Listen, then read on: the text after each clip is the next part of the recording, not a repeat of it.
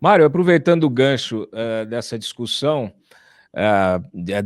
do resultado do voto impresso, né, que nós extraímos ao longo do dia, logo ontem à noite, mais cedo hoje, nós extraímos várias leituras desses votos. Né? Nós tivemos aí um racha interno nas bancadas, apesar de fechamento de questão anunciado aí pelas lideranças desses partidos, no fim das contas, nós tivemos um racha claro em bancadas, por exemplo, do PSDB, do DEM, do MDB e do PSD, que são justamente os partidos que articulam uma alternativa ao Jair Bolsonaro e ao Lula. Na bancada tucana, por exemplo, Mário, foram 14 votos a favor do governo, né, da proposta do voto impresso, 12 contra, um se absteve, que foi o Aécio, foi a única abstenção no plenário, 5 se ausentaram. Entre os democratas, o DEM, né, foram 8 favoráveis ao governo, 13 votaram contra e 7 se ausentaram.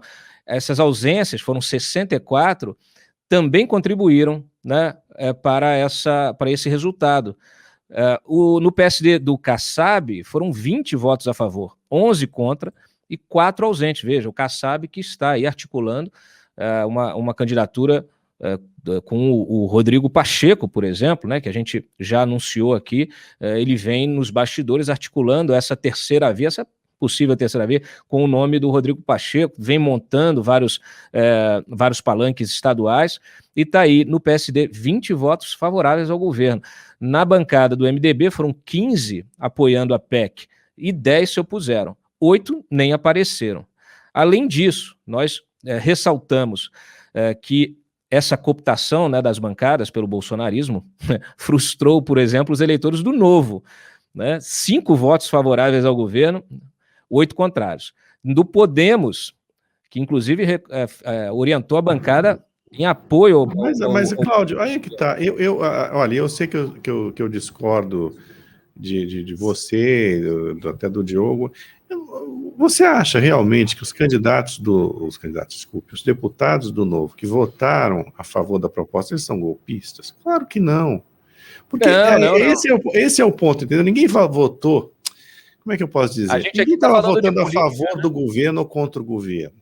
Quer dizer, ninguém não. Essa gente estava votando por convicção, por achar que voto impresso pode contribuir, apesar de tudo, para o sistema democrático ainda.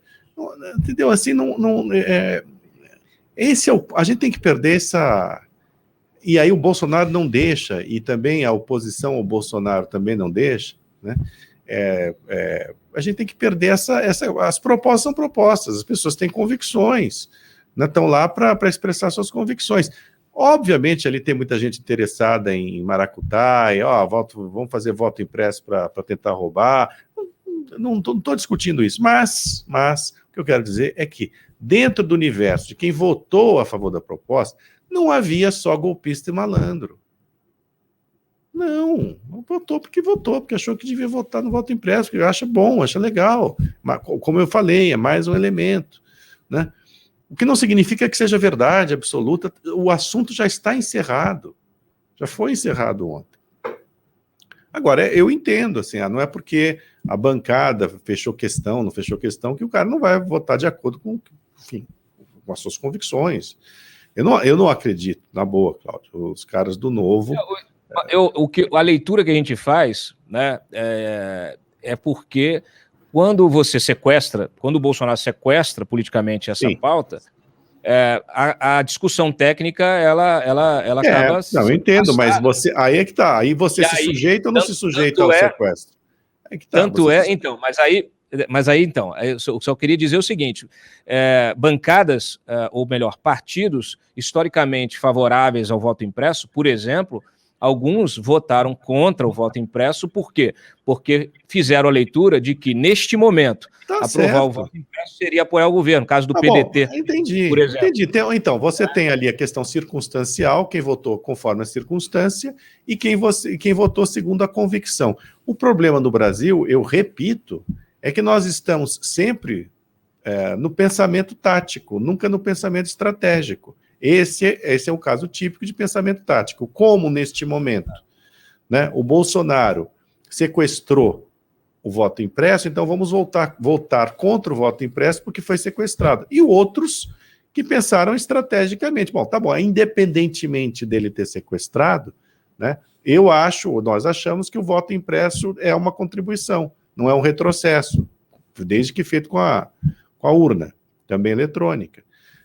Tá bom, esses não se deixaram sequestrar. Eu não vou aqui discutir se é bom se deixar sequestrar ou não se deixar sequestrar. Eu acho empobrecedor, né? Eu acho empobrecedor. Não estou discutindo aqui a pertinência circunstancial. No final das contas, é empobrecedor esse tipo de... O Bolsonaro contribui, né, obviamente, decisivamente, para que a discussão seja empobrecida, né? Eu, sinceramente, olha, eu sou cidadão italiano, eu voto no papel, né? Eu voto em papel. Não é que nos grandes países tem, algumas são votações, provavelmente tudo vai virar votação eletrônica um dia, né? Mas vota-se em papel, e nem por isso é menos democrático, assim. Houve fraudes imensas na história brasileira? Houve, mas também a gente não pode achar que até a votação, até a urna eletrônica, todas as votações decisivas do Brasil foram objeto de fraudes monumentais que mudaram os rumos da eleição. Não é verdade. Isso não é verdade, né? Estou falando da Nova República. Então, eu acho tudo isso muito... E olha, por pensar assim, obviamente eu não sou bolsonarista, né? Não estou dizendo que tem fraude na eletrônica. Estou falando só de um método de aferição mais visível, palpável, né? Que algumas pessoas sentem necessidade, eu acho legítimo ainda. Provavelmente nossos filhos, Cláudio, não verão o menor sentido em voto impresso, mas a gente tem um contingente de eleitores mais velhos, né, que talvez gostassem, né, da existência desse voto, desse tipo de voto, sei lá. Mas já passou, né? Já passou. Não tem, essa discussão já não existe mais, não deveria existir, né? Claro. A gente está comentando a repercussão disso, os desdobramentos e fazendo as leituras, claro, né? Quando eu falo, por exemplo... Você tem, no Senado, você teve uma eleição fraudada, né? Tentativa de fraude no voto em papel, na eleição do Davi Alcolumbre, que tinha um voto a mais, você lembra disso? Inclusive, não puniram, os senadores não puniram o culpado, que ficou muito claro quem era. E você teve também uma fraude no painel eletrônico, na época do Antônio Carlos Magalhães. Então, ali, você tem fraude de todo tipo, né? Eletrônico, papel, né? Agora parece que é um pouco mais difícil, mas ali era fácil você apertar o botão, né, do outro ali, tal, mudar o voto. Enfim, acabou esse assunto. Eu só ia destacar essa, vamos dizer assim, essa inércia do governo na hora do vamos ver, que eu acho que é simbólico, acho que é simbólica até a ausência do Eduardo Bolsonaro, que estava nos Estados Unidos, quer dizer, a ausência do filho do próprio presidente, né, nessa votação, acho que fica muito claro essa estratégia, né, e não a real convicção na defesa do voto impresso.